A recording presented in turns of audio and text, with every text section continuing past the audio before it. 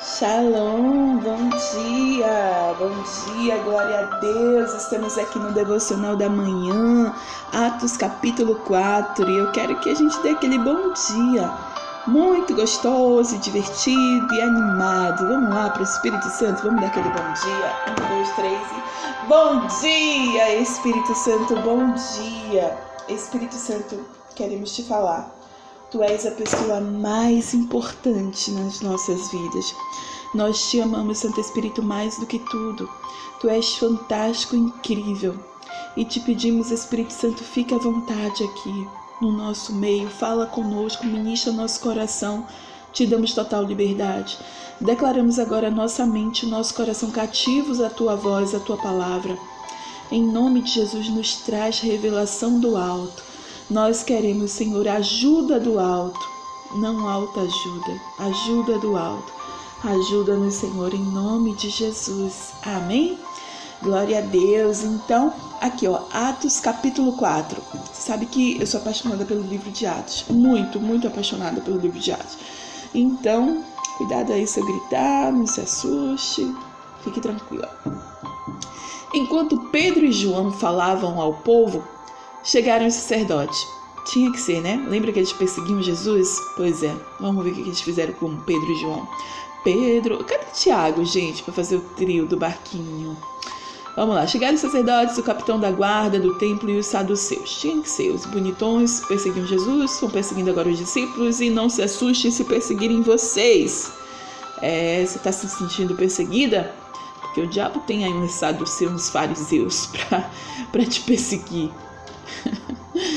Versículo 2. Eles estavam muito perturbados porque os apóstolos estavam ensinando e o povo proclamando em Jesus a ressurreição dos mortos. E agarraram Pedro e João e como já estava anoitecendo, os colocaram na prisão. Até o dia seguinte. Eita, telefone tocando, misericórdia. Meu filho, não toque não, eu quero só ouvir o louvor. Cadê? Eles colocaram eles na prisão até o dia seguinte. Mas muitos dos que tinham ouvido a mensagem creram, chegando o número dos homens que creram perto de 5.000.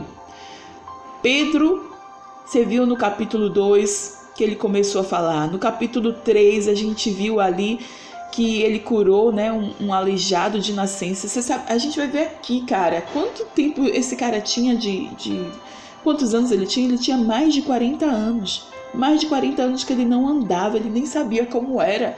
E Pedro falou com ele, decretou uma palavra, ele num salto só pulou e começou a andar, a saltar, glorificar a Deus. E aí Pedro começou a pregar ali no templo para as pessoas e na primeira pregação de Pedro, no capítulo 2, cerca de 3.000 pessoas se batizaram e se converteram a Jesus, crendo que era a ressurreição de Jesus, que Jesus morreu e ressuscitou, e agora já são 5.000. Então não é à toa, né, que os chefes, os saduceus, os fariseus, os sacerdotes estavam com medo dos discípulos de Jesus. Olha o que eles estavam fazendo, estavam arrebentando a boca do inferno, estavam com uma bomba atômica no inferno. Então a gente sabe, né, que no reino espiritual quem não estava gostando era o inimigo. E aí eles colocaram ele na prisão. Vamos ver o que aconteceu. Perto de 5.000 homens já se converteram. Versículo 5. No dia seguinte, as autoridades, os líderes religiosos, os mestres da lei reuniram-se em Jerusalém.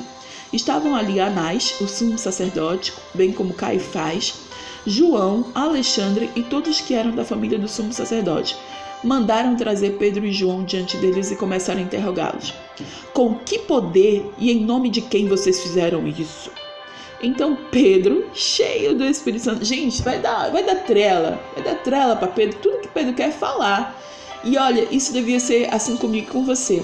Alguém perguntar alguma coisa, a gente já solta o verbo. Quem é o verbo? É Jesus. Então a gente já fala e fala mesmo. Fala com ousadia no Espírito Santo, com alegria.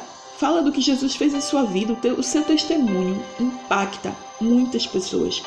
O que Jesus fez na sua vida é capaz de converter 3.000, 5.000 pessoas. Então fale.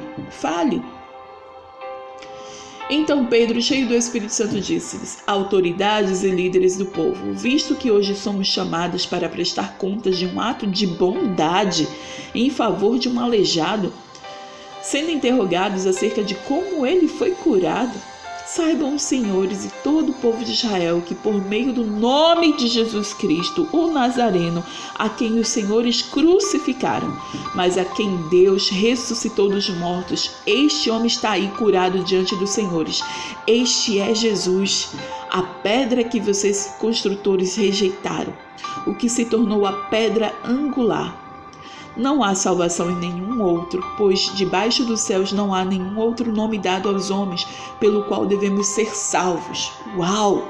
Uau! Olha Pedro aqui, Pedrão, aquele mesmo Pedro que era todo impulsivo, aquele mesmo Pedro que era todo sanguíneo, aquele mesmo Pedro que negou Jesus 3 vezes, agora ele está testemunhando do que Jesus fez na vida dele e do que Jesus pode fazer na vida das pessoas. E está falando, cara, vocês estão me interrogando por causa de uma bondade, porque o cara foi curado, pelo amor de Deus, não tem outro nome a não ser Jesus para curar, para salvar, não. É isso que Pedro está falando. Vamos seguir aqui, versículo 13. Vendo a coragem de Pedro e de João e percebendo que eram homens comuns e sem instrução, lembra que eles eram pescadores, né? Então eles não tinham estudado, eles não tinham sido como fariseus, como saduceus, como esses sacerdotes. Eles não eram estudiosos da palavra, né? Eles eram cheios do Espírito Santo mesmo. Então eles percebendo que eram homens comuns e sem instrução, ficaram admirados e reconheceram que eles haviam estado com Jesus. E como podiam ver ali como ele, o homem que fora curado, nada podiam dizer contra eles. E assim ordenaram que se retirassem do sinédrio. E começaram a discutir perguntando, que faremos com esses homens? Todos os que moram em Jerusalém sabem que eles realizaram um milagre notório e que não podemos negar. Todavia, para impedir que isso se espalhe ainda mais entre o povo, nós precisamos adverti-los de que não falem com mais ninguém sobre esse nome. Então, chamando-os novamente, ordenaram-lhes que não falassem nem ensinassem em nome de Jesus. Mas Pedro e João responderam, julguem os senhores mesmo se é justo aos olhos de Deus obedecer aos senhores e não a Deus, pois não podemos deixar de falar do que vimos e ouvimos. E depois de mais ameaça, eles os deixaram ir e não tinham como castigá-los, porque todo o povo estava louvando a Deus pelo que aconteceu. Pois o homem que fora curado milagrosamente tinha mais de 40 anos de idade.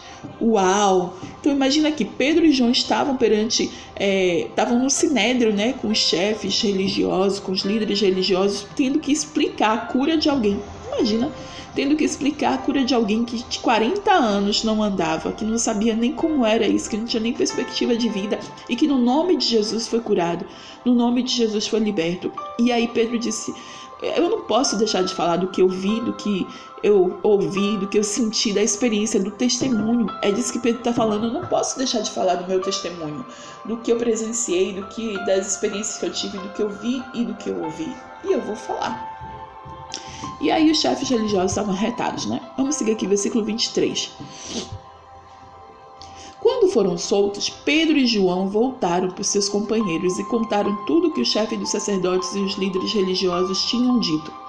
Ouvindo isso, levantaram juntos a voz dizendo, ó soberano, tu fizestes os céus e a terra, o mar e tudo o que neles há. Tu falaste pelo Espírito Santo da boca do teu servo, nosso pai Davi.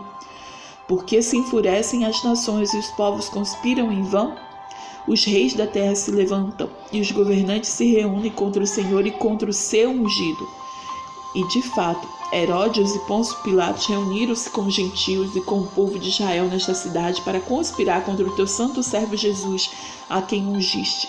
Fizeram o que o teu poder e a tua vontade haviam decidido de antemão que acontecesse. Agora, Senhor, considera as ameaças deles e capacita os teus servos para anunciarem a tua palavra corajosamente. E é isso que Deus estava fazendo, né? Capacitando eles.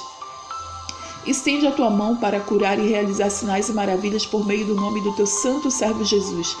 E depois de orarem, tremeu o lugar em que estavam reunidos, e todos ficaram cheios do Espírito Santo e anunciavam corajosamente a palavra de Deus. Então a gente viu aqui que a oração dos primeiros cristãos. Lembra que eles eram uma equipe de 12, né? Agora com Matias. Lembra que a primeira vez que o Espírito Santo veio ali, eles eram 120, mas agora eles já eram mais de 5.000.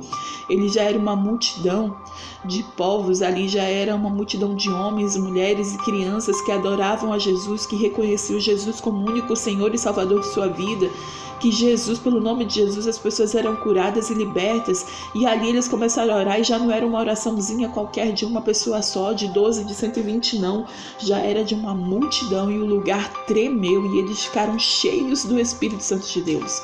Uau! Glória a Deus! O nome de Jesus tem poder. Vamos seguir aqui, a gente está acabando esse capítulo 4, só falta isso aqui. Versículo 32. Da multidão dos que creram, uma era a mente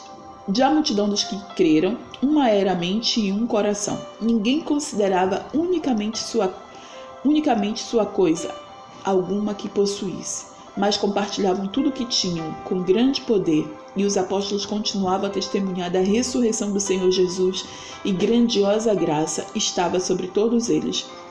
Não havia pessoas necessitadas entre eles, pois os que possuíam terras ou casas ou vendiam, traziam o dinheiro da venda e o colocavam aos pés dos apóstolos, que os distribuíam segundo a necessidade de cada um.